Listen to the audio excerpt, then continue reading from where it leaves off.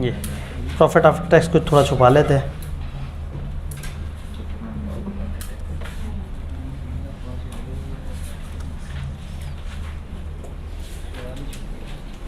Data visible है, एक जगह पर मैंने थोड़ा सा वो किया है मैनेजमेंट से जो आपने ऑब्टेन किया, और यहाँ लिखा हुआ है प्रॉफिट आफ्टर टैक्स। ये डाटा है, आप एक कंपनी को ऑडिट करने गए हैं और क्लाइंट ने आपको draft profit and loss account भेजा है। ये इस दफ़ा का ड्राफ्ट आपको दिया है और पीछे आपके पास कंपैरिजन मौजूद है। कुछ मज़ीद उन्होंने इन्फॉर्मेशन दी है। सवाल की रिक्वायरमेंट क्या है? एवेल्यूएट करें अबव फाइनेंशियल डाटा को in context of information provided by management and specify the matter requiring further explanation from the management. ऊपर के डाटा, फाइनेंशियल डाटा को एवेल्यूएट करें और बताएं कि वो कौन सी जगह है जहां आप मैनेजमेंट से मज़ीद कुछ पूछना चाहते हैं। डाटा आपके सामने, और टाइम हमारे पास बहुत है, रजिस्टर्स भी आपके पास हैं, कैलकुलेटर भी मोबाइल में काम करते हैं, और आज वक्त भी हमारे पास बहुत है। तो 15 मिनट लगा के ज़रा देखें इसके साथ आप क्या करना चाहते हैं। मैं कुछ नहीं बताऊंगा आपने क्या करना है, आपने खुद टक्कर मारनी है। नीचे वाली इन्फॉर्मेशन ऊपर वाली इन्फॉर्मेशन को सपोर्ट कर रही है, तो आपने सारा पढ़ने के बाद देखना है कि मैनेजमेंट से आप क्या डाटा मांगना चाहेंगे। और मैं रिवायती अकाउंटिंग के टीचर्स की तरह एंजॉय करूंगा उस चीज़ को जब बच्चे सवाल कर रहे होते हैं। आए ओए ओए सुकून मिलता है। अकाउंटिंग के टीचर तो जो है ना वो आपको सवाल दे दिए और खुद सुकून से बैठ गए। थ्योरी वाला बेचारा जो है ना वो फिर फिर के अशर हो जाता है। आदतें ख़राब भी की हुई हैं अच्छे टीचर्स ने कुछ। उन्हें पता है आप होमवर्क करके नहीं आएंगे तो वो खुद ही होमवर्क भी करा देते हैं, टेस्ट भी खुद ही करा देते हैं। सही बात है, आप लोगों को ना सुधार की ज़रूरत है। अच्छे टीचर्स ने जो है ना वो आप लोगों का। चलें जी, तो ये अब आपके सामने डाटा है।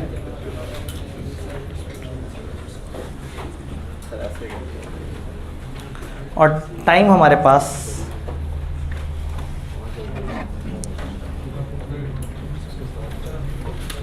तकरीबन जब 4:30 बजेंगे तो मैं चार्ज संभाल लूँगा।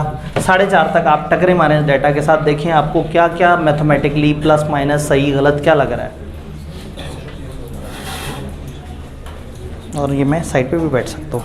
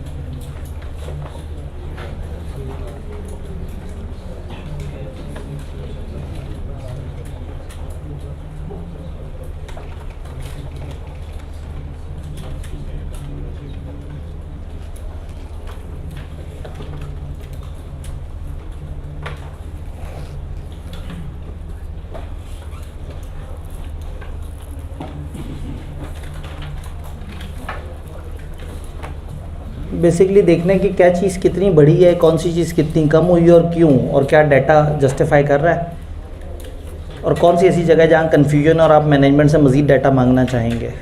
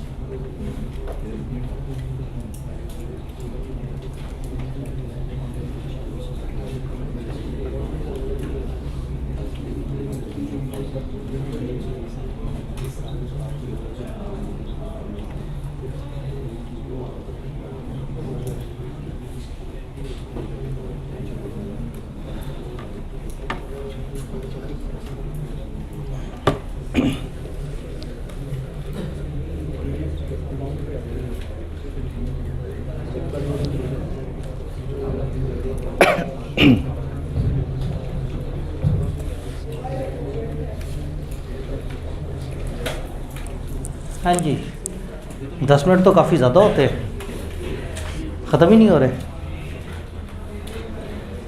कितने रहते हैं?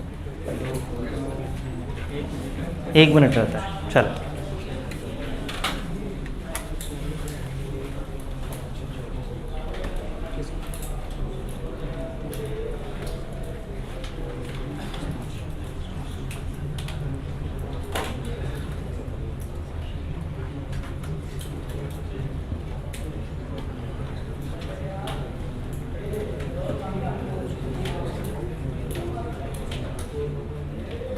ये रुपीज़ इन मिलियन है।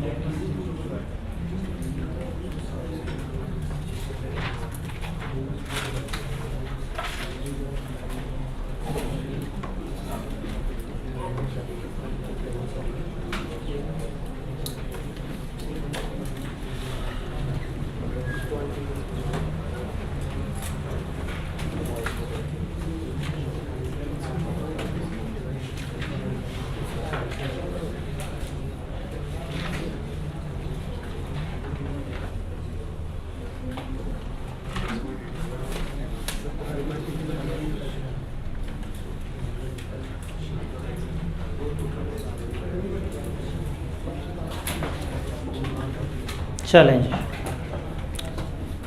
तो अच्छा लगा। मेरा ख्याल था 2-3 लोग बैठ के सोच रहे होंगे कि ये आसपास वाले क्या करी जा रहे हैं, सर ने सामने स्क्रीन पे एक टेबल दिखाया है, कुछ बातें लिखी हैं, लेकिन पता नहीं करना क्या है। तो अच्छा ये लगा कि मैक्सिमम लोग इन्वॉल्व थे, कोशिश कर रहे थे। अच्छी बात है कि अंदर से एक एनालिटिकल इंसान जाग रहा है कि अगर डाटा दिया हुआ हो तो आपने उसको एनालिसिस करके देखना है कि क्या वो जस्टिफाइड लग रहा है। अगर नहीं लग रहा तो नीचे की इन्फॉर्मेशन दी हुई है। अगर उसके बाद भी नहीं लग रहा तो फिर हम मैनेजमेंट से कहेंगे भाई ये चीज़ हमें नहीं समझ आ रही, हमें ये इन्फॉर्मेशन दो, ताकि हमें पता लग जाए कि हम ये जो तुम्हारा वो प्रॉफिट एंड लॉस है या ये फिगर्स हैं ये हमें सही लग रही हैं नहीं लग रही। ये होता है वो शुरू वाली बात, वो नहीं at the start of planning, जब आप देखते हैं कि अपेरेंटली चीज़ें किस तरह से लग रही हैं। जी, नीचे वाली इन्फॉर्मेशन के बगैर क्या हम एनालाइज कर सकते हैं? फिर क्या होगा, हम ऊपर वाली इन्फॉर्मेशन को देख के ज़्यादा सवाल जनरेट करेंगे और मैनेजमेंट से पूछेंगे। अभी नीचे वाली इन्फॉर्मेशन कुछ चीज़ों को तो सपोर्ट कर रही है लेकिन कुछ चीज़ों को कॉन्ट्राडिक्ट कर रही है। सबसे पहले हमने सेल्स देखी, सेल्स बढ़ गई कितने परसेंट? तकरीबन 13.5% सेल्स बढ़ गई। ये सेल्स क्यों बढ़ती होगी? या प्राइस बढ़ती होगी या क्वांटिटी बढ़ती होगी? क्वांटिटी के बारे में सवाल में बताया कुछ नहीं, प्राइस के बारे में बताया है। After lapse of 18 month MFL has increase the price of its product by 12% effective 1 April 2014। 1 अप्रैल को प्राइसें बढ़ी हैं और ये बढ़ी 18 महीने बाद है। इतना क्यों बता रहे हैं वो? ताकि पता ये लग जाए कि पिछला पूरे साल पुरानी प्राइसेस थी, इस साल का हाफ टाइम पुरानी प्राइसेस थी और हाफ टाइम नहीं। तो अगर 12% इंक्रीमेंट हुआ है मिड ऑफ द ईयर में तो इफेक्टिवली 6% बढ़ा। 12% को हम 0 + 12 / 2, तो इसका मतलब है कि सेल्स 6% बढ़नी चाहिए थी अगर सिर्फ प्राइस का इम्पैक्ट होता, लेकिन सेल बढ़ी है 13.5%। तो इसका मतलब ये है कि क्वांटिटी ज़्यादा सेल हो रही है। अच्छा लग भी रहा है, उन्होंने कहा हमने कुछ नई आउटलेट्स भी शुरू किए हैं, तो इसका मतलब है कि प्राइस को अगर हम साइड पे कर दें तो 7% के आसपास इंक्रीज क्वांटिटी में हुआ है, तो सेम इंक्रीज हमें कॉस्ट ऑफ सेल में भी नज़र आना चाहिए। कॉस्ट ऑफ सेल कितने परसेंट बढ़ रही है? कॉस्ट ऑफ सेल 147 थी, कितने परसेंट? 2 पॉइंट समथिंग परसेंट, यानी सेल बढ़ रही है 13.5%। चलो उसमें प्राइस का इम्पैक्ट भी है ना, चलो प्राइस के इम्पैक्ट को इग्नोर कर दें तो भी सेल तकरीबन 7% बढ़ रही है, और जो कॉस्ट ऑफ सेल है वो 2.5-3% बढ़ रही है। तो इसमें थोड़ा सा मशकूक बात है। हो सकता है कीमतें कम हो गई हों, लेकिन प्रॉब्लम ये है कि रॉ मटेरियल भी अक्टूबर 2013 यानी कि स्टार्ट में 5%, तो अगर कुछ ना भी हुआ होता तो इस दफ़ा की कॉस्ट ऑफ सेल पिछली दफ़ा से 5% ज़्यादा होनी चाहिए थी। सेल्स में 5% प्राइस का इम्पैक्ट है तो बाकी क्वांटिटी का इम्पैक्ट है, तो अगर इसमें 5% प्राइस का इम्पैक्ट है तो तकरीबन क्वांटिटी का इम्पैक्ट डाल के इफेक्टिवली को 11-12% बढ़ना चाहिए था कॉस्ट ऑफ सेल को। कॉस्ट ऑफ सेल नहीं बढ़ा होता तो क्या इन्फॉर्मेशन मांगेंगे मैनेजमेंट से? कॉस्ट ऑफ सेल्स का ब्रेकअप चाहिए, और सेल्स में हमें बताओ कि क्वांटिटी का कितना इम्पैक्ट है और प्राइस का कितना इम्पैक्ट है, और क्या जितनी भी ब्रांचेस पे सेल्स हुई हैं कॉस्ट ऑफ सेल्स में उनका इम्पैक्ट आ रहा है या नहीं आ रहा। अब शक यही हो सकता है ना कि कॉस्ट अंडरस्टेट हुई हुई हो, सेल्स ओवरस्टेट हुई हुई हो, या कुछ और इस तरह से। तो इस डाटा की मदद से हमें ये बात हजम नहीं हो रही कि कॉस्ट ऑफ सेल इतना स्लो क्यों बढ़ रही है। अच्छा पिछली दफ़ा कॉस्ट ऑफ सेल का कितने परसेंट था? 74, और इस दफ़ा 68। तो इसका मतलब है कि कुछ गड़बड़ हुई है, ये रेशो भी ख़राब हुई है, जबकि दोनों की ही प्राइसेस बढ़ रही हैं। जब दोनों की प्राइसेस बढ़ रही हों तो ये रेशो इतनी ज़्यादा तेज़ी से ख़राब नहीं होती। तो कुछ गड़बड़ है, हमें सेल्स का ब्रेकअप चाहिए क्वांटिटी और प्राइस वाइज, और हमें कॉस्ट ऑफ सेल के कंपोनेंट चाहिए कि अगर मटेरियल का रेट बढ़ा है तो क्या लेबर कम हो गई, क्या बिजली कम लगना शुरू हो गई, क्या आपकी ओवरहेड्स अच्छे हो गए, क्या आपकी एफिशिएंसी बढ़ गई। ये चीज़ हमें नहीं पता। उन्होंने कहा भाई आप ऊपर का डाटा एनालाइज करो और बताओ मैनेजमेंट से आप क्या इन्फॉर्मेशन मांगेंगे। तो हम कहेंगे कि चूंकि ये कॉस्ट ऑफ सेल की फिगर जस्टिफाइड नहीं लग रही हमें, तो हम कॉस्ट ऑफ सेल्स का ब्रेकअप और सेल्स में ये कि क्वांटिटी और प्राइस का कितना इम्पैक्ट है वो जानेंगे।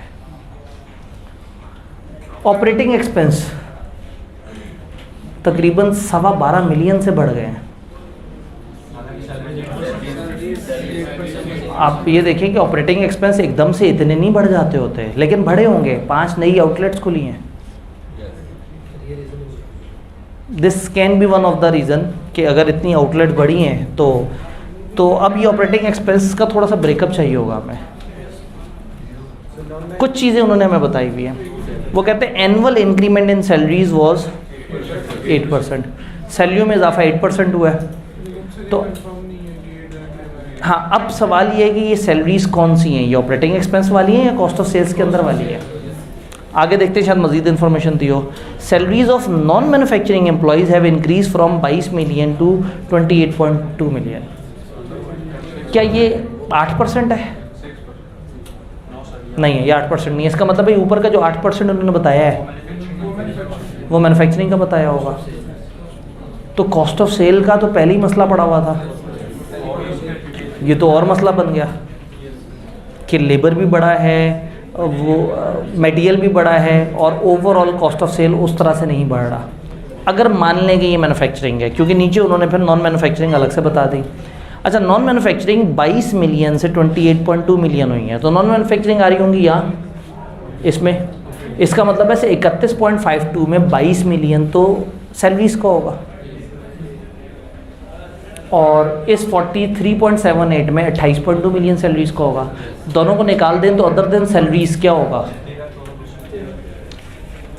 ये बन जाएगा 19 के करीब, 22, हाँ ठीक है, ये 9 के करीब बन जाएगा। और ये इसका मतलब है सैलरीज के अलावा भी कोई 1.5 गुना जंप है।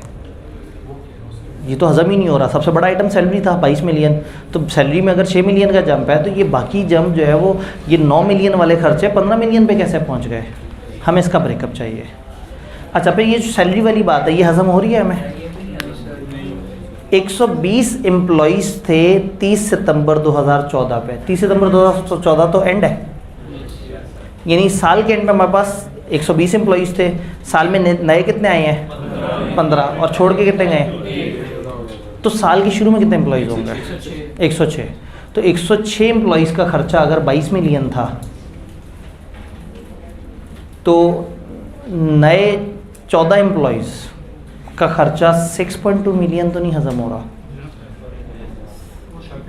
इंक्रीमेंट भी हुआ होगा। अब इसका मतलब है वो फिर 8% का जो एनुअल इंक्रीमेंट है सैलरी का, वो शायद इसका भी जिक्र कर रहे हो, तो फिर चीज़ें और ज़्यादा बढ़नी चाहिए थी। तो हम फंस गए। हमें मैनेजमेंट से क्या मांगना है?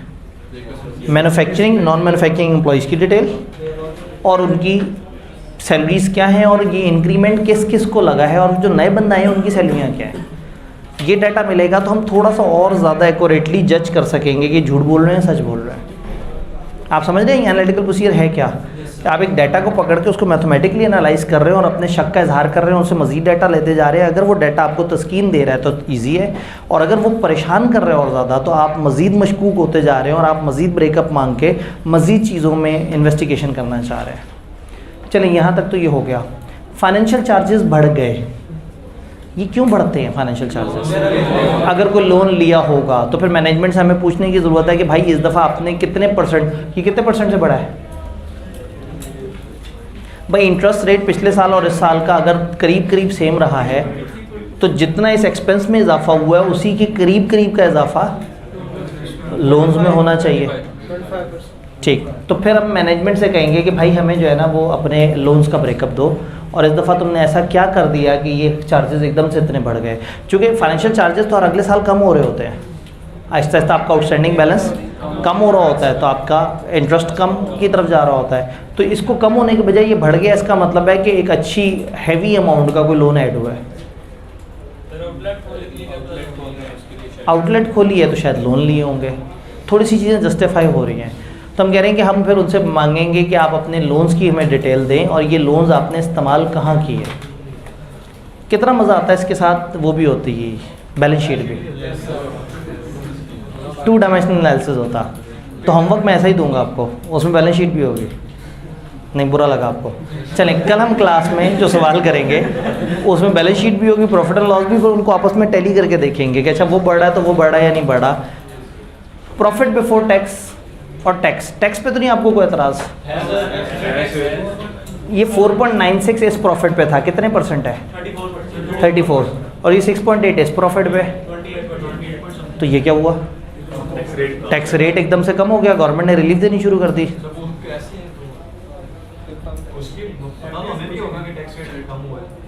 हाँ, लेकिन असल में हमें तो इस वक्त उतना ही पता है ना जितना इस कागज़ पे लिखा हुआ है, और हमें यही तो कहा है कि अब आप बताओ कि आपको मज़ीद क्या चाहिए, तो हम कहेंगे भाई ये क्या है, कोई टैक्स का रेट चेंज हुआ है, कोई प्रोडक्ट्स NTR से FTR में गई हैं, या क्या मामला हुआ है? यहाँ डेफर टैक्स का तो नहीं कोई अच्छा लग रहा आपको? अगर रेट सेम हो और मतलब अगर रेट गवर्नमेंट की तरफ से सेम रहा है, तो जितना इधर टैक्स का परसेंटेज निकलनी चाहिए थी, अगर इधर भी उतनी ही निकले, तो इसका मतलब है कि डेफर टैक्स वगैरह बीच में उन्होंने एडजस्ट किया हुआ है।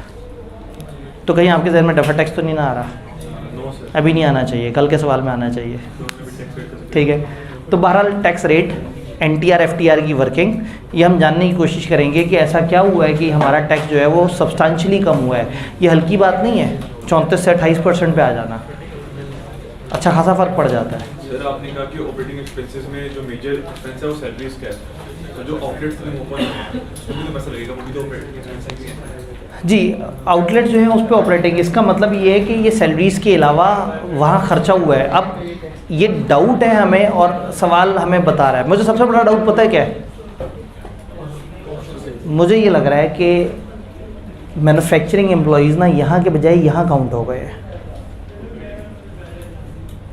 जिससे सारे हमारे मसले हल हो जाते हैं। मिस क्लासिफिकेशन हो गई है, आपका जो मैन्युफैक्चरिंग वाले हैं वो गलती से ऑपरेटिंग में डाल दी, जैसे ऑपरेटिंग बिला वजह बढ़ गया और वो बिला वजह कम हो गया। तो इसलिए ये ब्रेकअप बड़ा ज़रूरी है कि मैन्युफैक्चरिंग नॉन मैन्युफैक्चरिंग का डाटा मांगें और उनसे देखें कि क्या किस तरह से। तो ये CA फाइनल का सवाल आपने ऊपर अभी तक पढ़ लिया होगा, 10 नंबर का सवाल आया था ये। तो ये अकेला सवाल है, एक स्टेटमेंट, फिर एक सवाल है जिसमें 2 तरह की स्टेटमेंट है, फिर ICAP भी जज्बाती हो गया कैफ लेवल पे, फिर उसने कैफ में भी एक सवाल दे डाला। तो कोई बात नहीं, हमारे पास दिन तो हैं, और अब तो हमने स्लो चलना है, कल मज़ीद प्रैक्टिस करते हैं। कल इसी तरह से एक और भयानक सा सवाल आपके सामने रखते हैं, और फिर उसको थोड़ा सा मैं फॉर्मेट करके उसको 2 हिस्सों में कोशिश करूँगा डिवाइड ऐसे कर दूँ कि उसकी विजिबिलिटी बेहतर हो जाए। जी, एक मिनट मुझे बात सुनने दें भाई। जी, इन प्रोसीजर में हमने सॉल्यूशन, हमने बस ये देखना है कि सवाल हमें क्या कह रहा है। ये सवाल ये कह रहा है, एक सवाल आप देखेंगे वो कहेगा बताओ आप मैनेजमेंट की एक्सप्लेनेशन से सेटिस्फाइड है या नहीं। एक सवाल आपसे ये कहेगा कि बताएं आपको अभी भी रिस्क लग रहा है या नहीं लग रहा। तो ये डिपेंड करता है सवाल हमसे क्या पूछ रहा है, हम उसके मुताबिक जवाब देंगे। इसका कोई पैटर्न नहीं है, बस यही है कि आपको कोई भी फाइनेंशियल डाटा दे के उस पर किसी भी किस्म की वर्किंग करवा लें। तो कोशिश करते हैं कि कल थोड़ी